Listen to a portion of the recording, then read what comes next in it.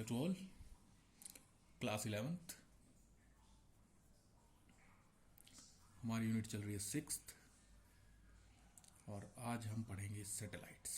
क्या पढ़ेंगे आज हम? सैटेलाइट। चलिए देखिए सैटेलाइट होता क्या है। पहले सबसे पहली चीज सैटेलाइट। What is satellite? किसी प्लेनेट के चारों ओर घूमने वाली बॉडी सैटेलाइट कहलाती है। ठीक है, सैटेलाइट मीन्स उपग्रह।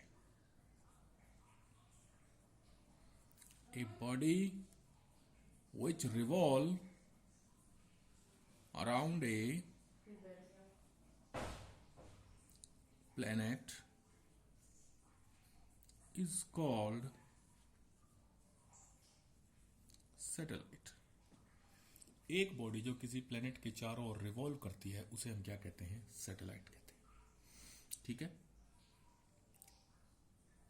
दो तरह के होते हैं ये हम आगे पढ़ेंगे। These are of two types.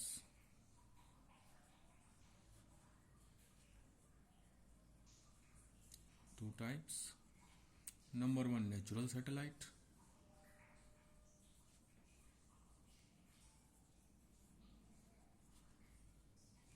Which are made by nature.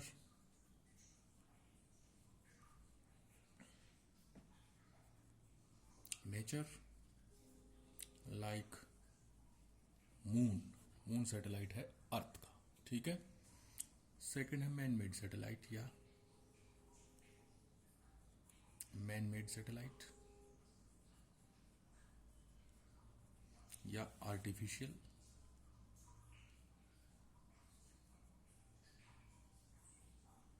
है ना। ये सैटेलाइट क्या होते हैं? जो मनुष्य ने बनाए हैं और उनको क्या किया है? ऑर्बिट में भेजा है। ठीक है, clear. These are the satellite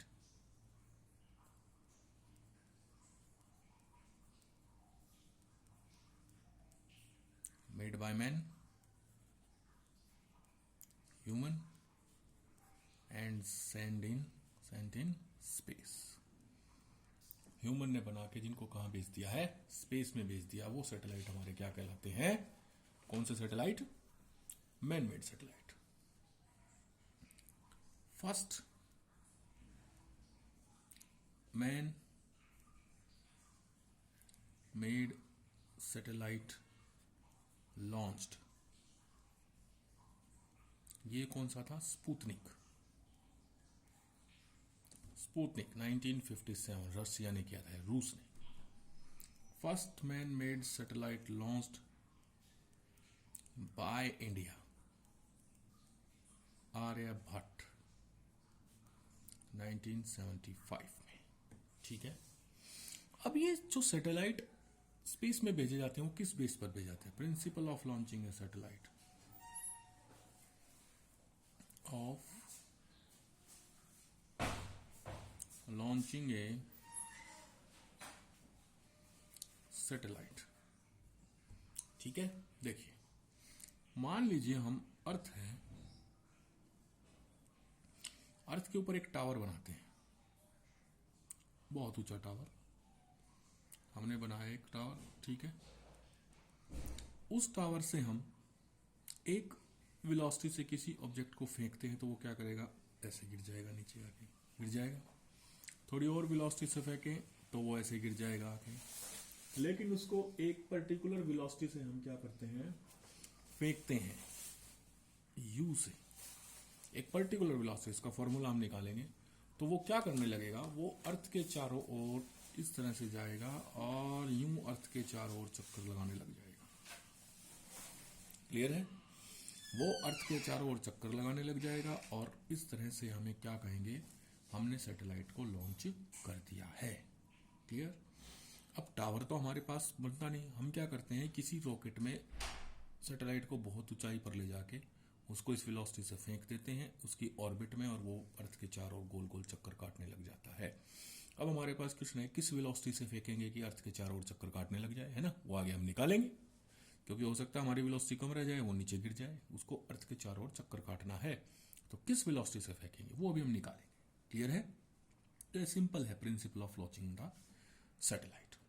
तो जिस वेलोसिटी से हम इसको फेंकें और ये अर्थ के चारों ओर चक्कर काटने लग जाए, इस ऑर्बिट में स्थापित हो जाए, इस ऑर्बिट में स्टेबल हो जाए, ये वेलोसिटी जिससे हम इसको फेंकेंगे ये कहलाती है ऑर्बिटल वेलोसिटी। क्या कहलाती है? Orbital velocity.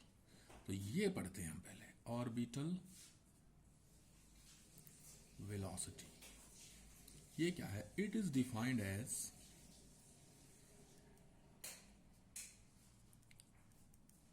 Minimum velocity required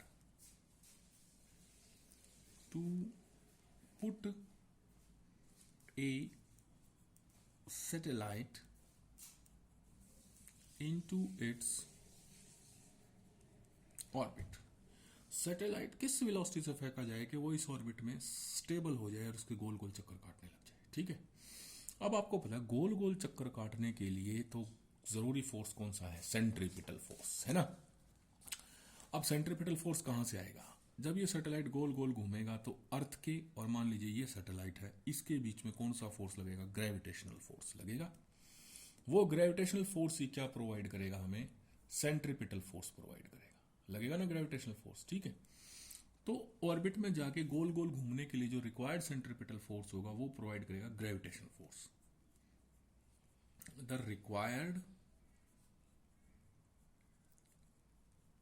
centripetal force for satellite will be provided by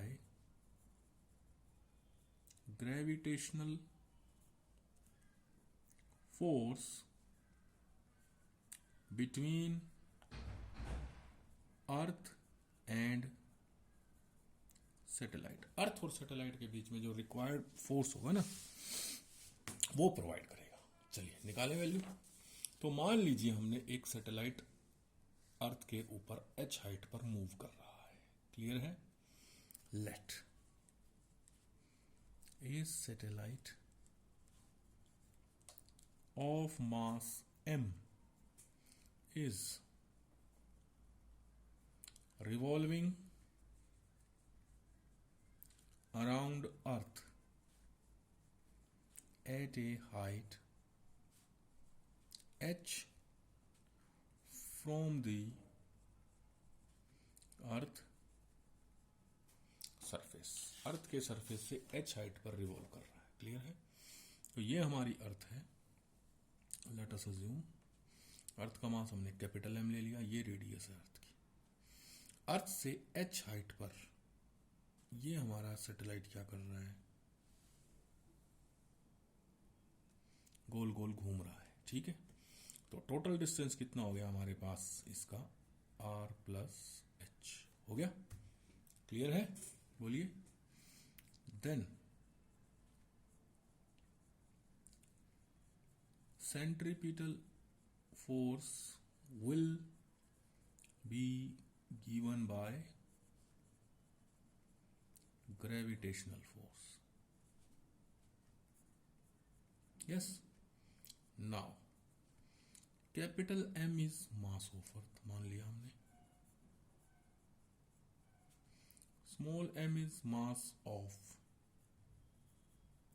satellite। ठीक है, अब अर्थ और सैटेलाइट के बीच का ग्रेविटेशनल फोर्स कितना हो जाएगा? G m1 m2 अपॉन में r स्क्वायर। डिस्टेंस कितना है? r plus h।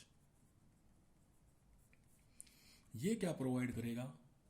Centripetal force. Centripetal force यानी small m v square upon में r। डिस्टेंस कितना है? r plus h। इसको सेंट्रीपिटल फोर्स प्रोवाइड करेगा। क्लियर है? तो यहां से m से स्मॉल m कट गया, r प्लस h से स्क्वायर कट गया, तो ये क्या बच गया? v स्क्वायर is equal to G M upon R plus H, and v is equal to, this is the orbital velocity.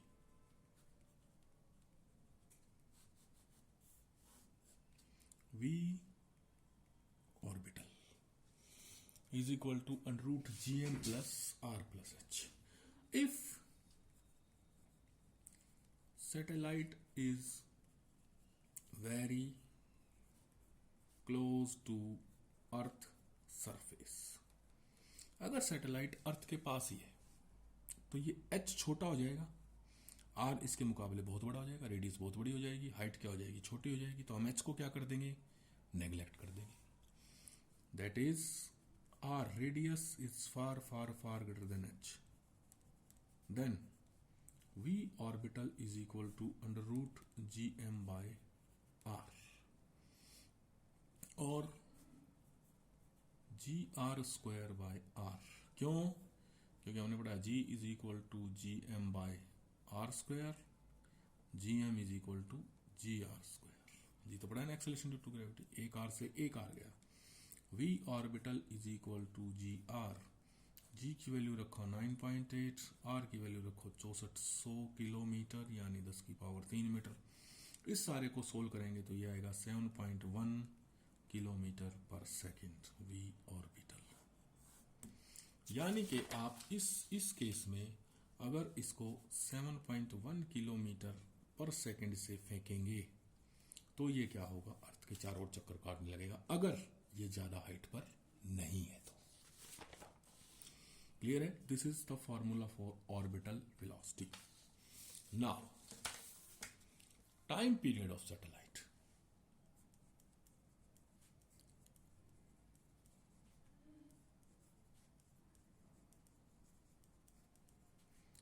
Time period of satellite क्या है? It is the time taken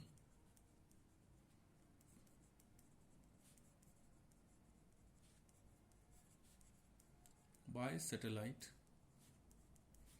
to complete one revolution around earth. Satellite के द्वारा अर्थ के चारों ओर एक चक्कर काटने में लिया गया time. Time is equal to displacement upon velocity, समय बराबर दूरी बटा चाल. डिस्प्लेसमेंट कितना, देखिए डिस्प्लेसमेंट है सैटेलाइट इस एक में पूरा चक्कर काट रहा है, तो ये हो गया सरकमफ्रेंस 2 पाई आर, लेकिन रेडियस कितनी है r प्लस एच, तो डिस्प्लेसमेंट हो गया 2 पाई इंटू में r प्लस एच. वेलोसिटी होगी ऑर्बिटल वेलोसिटी हो गई 2 पाई इंटू में r plus H. Orbital velocity होगी under root G M upon r plus H. ये निकाली थी हमने orbital velocity under root G M upon r plus H. तो वैल्यू मैंने यू की पुट कर दी. ठीक है, t इज इक्वल टू ये आ गया 2 पाई इंटू में r plus H under root r plus H. अगर स्क्वायर के अंडर रूट के अंदर जाएगा तो स्क्वायर होके जाएगा, तो ये बन जाएगा 2 pi under root r plus H का क्यूब अपॉन में gm. क्लियर है? तो ये आ गया हमारे पास t is equal to 2 pi under root r plus H का cube upon gm. Also we know gm is equal to gr square. Put in 1 कर दें 1 में पुट, तो ये आ जाएगा t is equal to 2 pi under root r plus H का cube upon G R square. अब स्क्वायर को तो बाहर ला सकते हैं, ये क्या हो जाएगा r, तो t is equal to 2 pi by r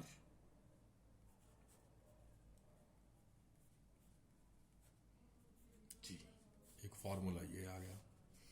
special case क्या आ गया आपके पास? If satellite is close to earth. Satellite क्या है? अर्थ के पास है. अर्थ के पास है, फिर वही केस, h क्या हो जाएगा? छोटा हो जाएगा, यानी r is far far far greater than h. Then time period will be equal to 2 pi by r into में r प्लस एच का क्यूब क्या बन जाएगा? r cube by g. अब r अंदर आएगा, स्क्वायर होके अंदर आएगा,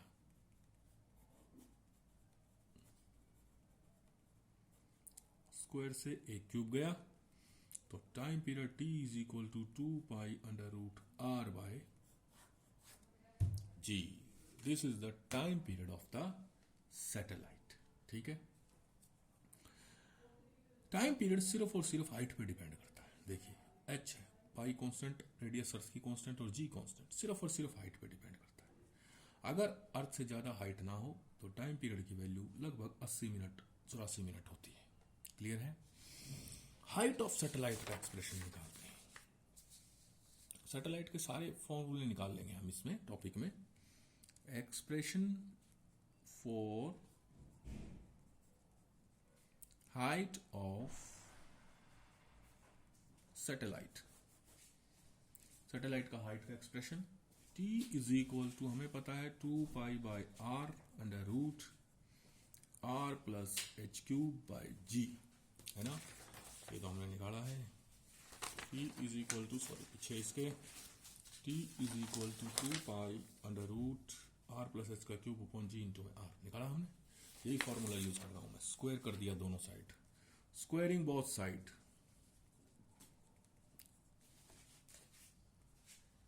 squaring 4 pi square by R square into में आर प्लस एच का क्यूब बाय जी। कोई दिक्कत नहीं, ठीक है। हमें h चाहिए तो इसको यहीं रखना, बाकी सारी चीज उस तरफ ले जाओ।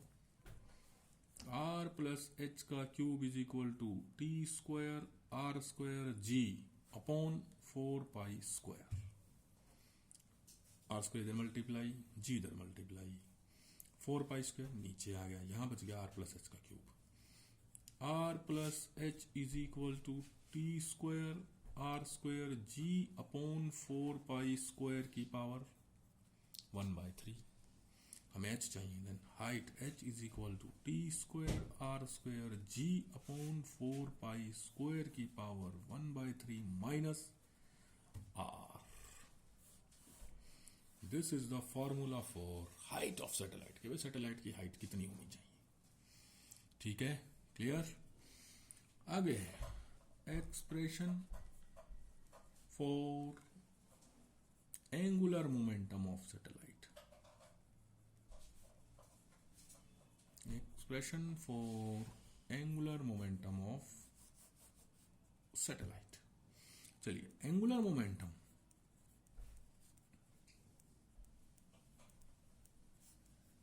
L होता है आपके पास mv/r, mass into velocity into radius. तो ये आ गया भाई mr तो बाहर ले लिया, वेलोसिटी ले ली मैंने √gm/r। ठीक है, क्लियर। gm/r कहां से आई? Orbital velocity v is equal to √gm/r plus h थी, हाइट कम है तो ये क्या आ जाएगी √gm/r ले ली। ठीक है, अब मैं इन दोनों को अंदर ले आता हूं। अंडर रूट के अंदर ले आएंगे तो g capital M m square r square by r, एक r से एक r गया। क्लियर।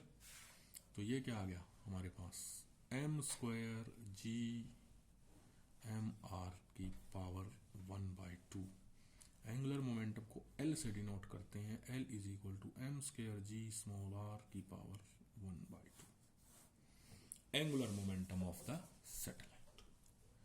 ठीक है, अगला टॉपिक है हमारे पास expression for energy of a satellite.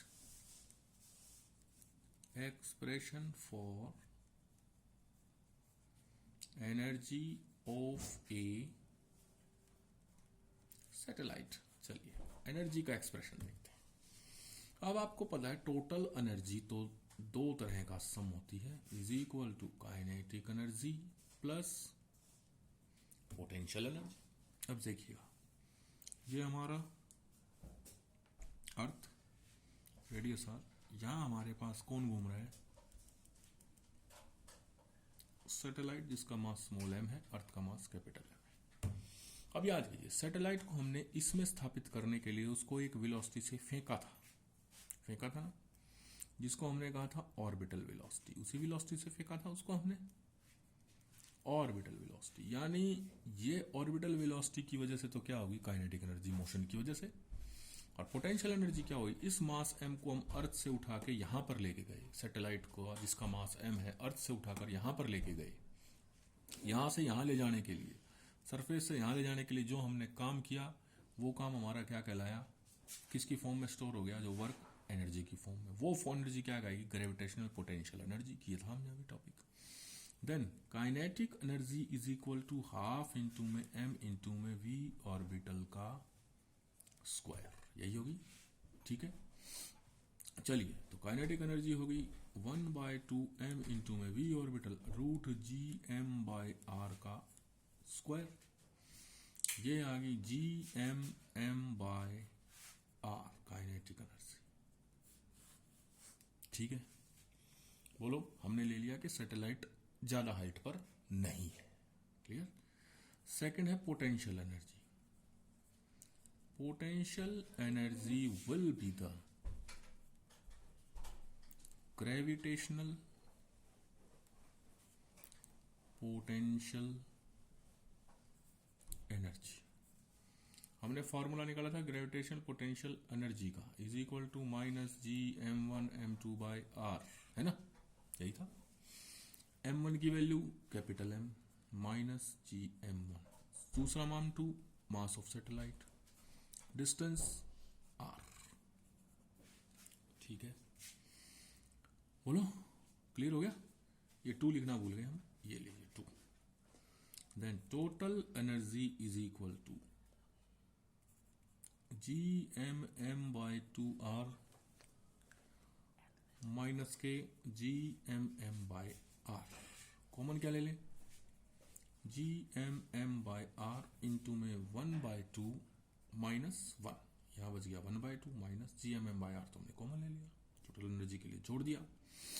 हमें जोड़ना था काइनेटिक प्लस पोटेंशियल, है ना, प्लस माइनस माइनस हो जाते, तो हमने क्या कर दिया इसको, ए लो प्लस,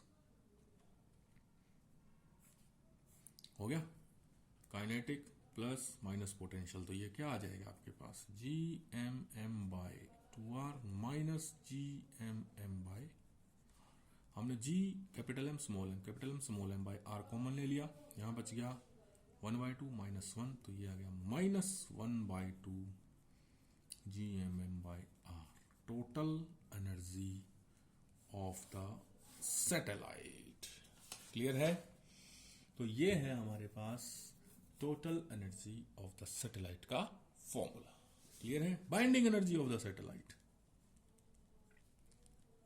बाइंडिंग एनर्जी होता है नेगेटिव ऑफ टोटल एनर्जी, यानी negative of -1/2 g m by r minus minus plus 1/2 g m by r, this is binding energy of the